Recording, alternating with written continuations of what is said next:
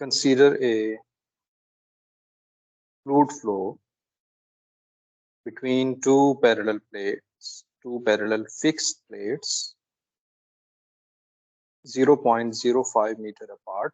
दो parallel plates हैं जिनके दरमियान डिस्टेंस 0.05 मीटर है। क्वेश्चन ये है और इसके अलावा इंफॉर्मेशन हमारे पास ये है कि वेलोसिटी डिस्ट्रीब्यूशन हमें इस तरह का दिया गया है। फ्लूइड जो है वो हमारे पास वाटर है, ये भी गिवन हो गया हमारे पास 10 डिग्री सेंटीग्रेड पे। हमने क्या करना है, कैलकुलेट करना है शेयर स्ट्रेस, दोनों प्लेट्स के ऊपर कितना शेयर स्ट्रेस लग रहा है इसको हमने कैलकुलेट करना है। विस्कोसिटी क्वेश्चन में दी जाएगी, जब भी प्रॉब्लम आपको दिया जाएगा ये इंफॉर्मेशन आपको दी जाएगी। सबसे पहले हम क्या करते हैं, सॉल्यूशन फाइंड करने के लिए हम एक स्केच कर लेते हैं कि दो प्लेट्स हैं हमारे पास। ये भी फिक्स्ड है, फिक्स प्लेट है, ये भी फिक्स प्लेट है और फ्लूइड मोशन की हालत में है, तो इसका जो वेलोसिटी प्रोफाइल बन रहा होगा वो कुछ इस तरह से बन रहा है हमारे पास। और ये इसके लिए होगा, ये वेलोसिटी प्रोफाइल कुछ इस तरह से हमारे पास है।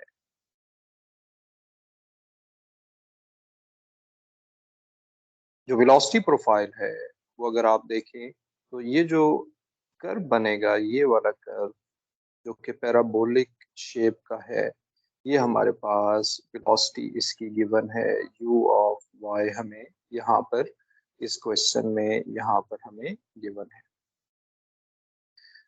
तो u ऑफ y हमें गिवन है, हमारे पास x कोऑर्डिनेट और y कोऑर्डिनेट इस तरह से हैं, एक्सेस हॉरिजॉन्टल है और y वर्टिकल हमारे पास है। क्वेश्चन ये पूछा गया है कि आपने बताना है कि फिक्स प्लेट, जो लोअर फिक्स प्लेट है, यहाँ पर कितना स्ट्रेस है, टाउ क्या है, और जो अपर फिक्स प्लेट है इस पे टाउ क्या है। अब हम कैसे क्वेश्चन को स्टार्ट करेंगे, आप क्वेश्चन को स्टार्ट करेंगे अपर प्लेट से। अपर प्लेट से हम क्वेश्चन को स्टार्ट करेंगे और यहाँ देखेंगे कि फार्मूला कौन सा अप्लाई होगा। अगर आपको याद होगा कि हमने थियोरेटिकली देखा था कि अपर और लोअर प्लेट को हमने डिस्कस किया था और वहां पर हमने एक फार्मूला पढ़ा था जिसे हम न्यूटन्स लॉ ऑफ विस्कोसिटी कहते हैं।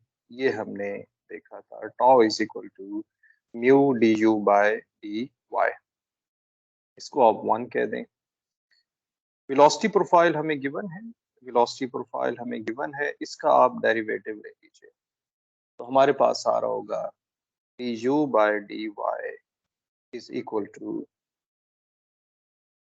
120 0.05, y का डेरिवेटिव 1 हो जाएगा माइनस 2y। ये हमारे पास वेलोसिटी डेरिवेटिव आ जाएगा। इसके बाद हम क्या करेंगे कि हम टाउ की value at y is equal to 0 find करेंगे और म्यू हमारे पास गिवन है, ये कांस्टेंट होगा और D U by D Y की वैल्यू हम y 0 पे फाइंड कर रहे होंगे।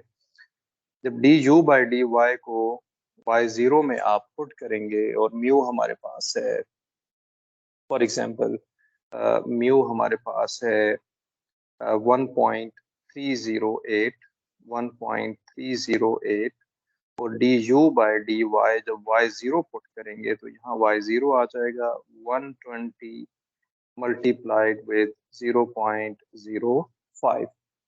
और जब आप D U by D Y compute कर लेंगे तो ये हमें आंसर मिल रहा होगा 1.308 और इसको मल्टीप्लाई करेंगे तो ये हमें मिल रहा होगा आंसर 6।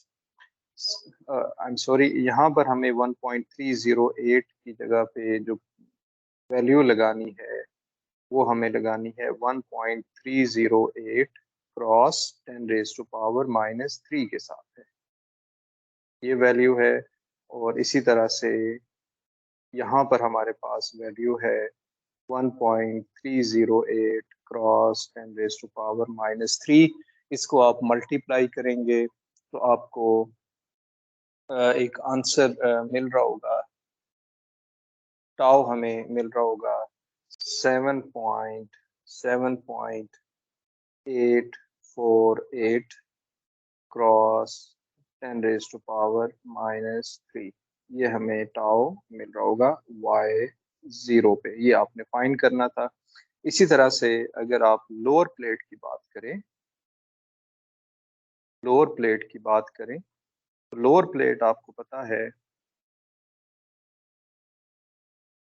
हम अगर अपर, अच्छा इसमें एक इम्पॉर्टेंट चीज ये है कि आपने y0 इसको कहा हुआ है, ये लोअर प्लेट है, और दूसरी जो प्लेट है अपर प्लेट आप उसे कह दें कि वो y0.05 है।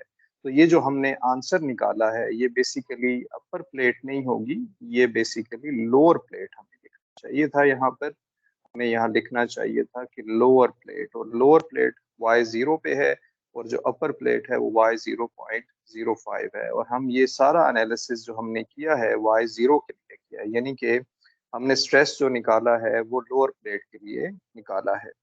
अब अपर प्लेट की अगर हम बात करें, अपर प्लेट की बात करें, अपर प्लेट, अपर प्लेट के केस में क्या होगा कि आपने टाउ फाइंड करना है y0.05 पे, और अगर आप इसको सॉल्व कीजिए, और आपको याद है कि यहाँ पर मैग्नीट्यूड कहा गया है, तो जिसका मतलब ये होगा कि आपने म्यू du/dy फाइंड करना है, लेकिन मैग्नीट्यूड ले लें ताकि पॉजिटिव आंसर हमारे पास आ जाए, और ये आपने फाइंड करना है 0.05 पे। तो du/dy जब आप निकाल लेंगे y 0.05 पे, तो इसका भी आंसर आपके पास आ जाएगा 6, यानी कि आपने du/dy, ये जो du/dy फाइंड किया हुआ है इसकी वैल्यू y0.05, यहाँ पर आपने 0.05 पुट करना है। तो जब ये पुट कर लेंगे तो आपको यहाँ पर भी आंसर 6 मिल रहा होगा। इसका मतलब है कि इसका टाउ जो है y0.05 पे म्यू की वैल्यू आप पुट कर देंगे 1.308 क्रॉस 10⁻³ और du/dy ये भी हमें 6 मिल रहा है, और यहाँ से आंसर हमें यही मिलेगा 7.848 क्रॉस 10⁻⁻³ तो ये हमारे पास प्रॉब्लम था जो जो कि हमने सॉल्व किया है। और आप देख रहे हैं कि लोअर प्लेट और अपर प्लेट दोनों के केस में हमारे पास जो स्ट्रेस है वो सेम आ रहा है। उसकी वजह ये है क्योंकि दोनों प्लेट फिक्स्ड हैं। Thank you for watching.